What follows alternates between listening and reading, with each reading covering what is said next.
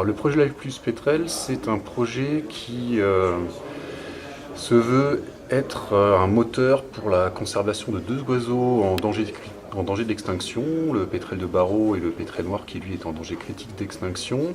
Il fédère plusieurs acteurs qui sont historiquement concernés par la protection de la nature à La Réunion, le Parc national, la CEOR, l'Université de La Réunion et la Brigade Nature, qui des agents de l'ONCFS, l'Office national de la chasse et de la faune sauvage. Le projet est cofinancé par l'Europe à hauteur de 50% et on a des cofinanceurs locaux qui sont le département de La Réunion et l'ADEAL. Comment ce projet a commencé à se mettre en place depuis sa création? Alors c'est un projet qui est en fait le résultat de nombreuses années d'études et surtout de partenariats de longue date. Il faut savoir que ces deux pétrels qui sont en danger d'extinction ont fait l'objet au préalable de rédaction de plans de conservation ou de plans national d'action. Puisque ce sont des espèces en voie de disparition, l'État se doit de protéger son patrimoine naturel vivant.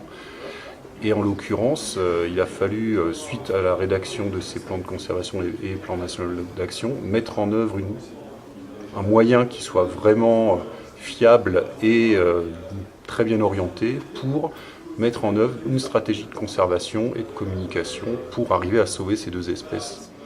Quelles sont les actions qui ont été menées jusqu'à maintenant pour justement sauvegarder ces deux espèces? Alors en fait, il faut déjà parler des menaces qui font que ces deux espèces sont en voie de disparition.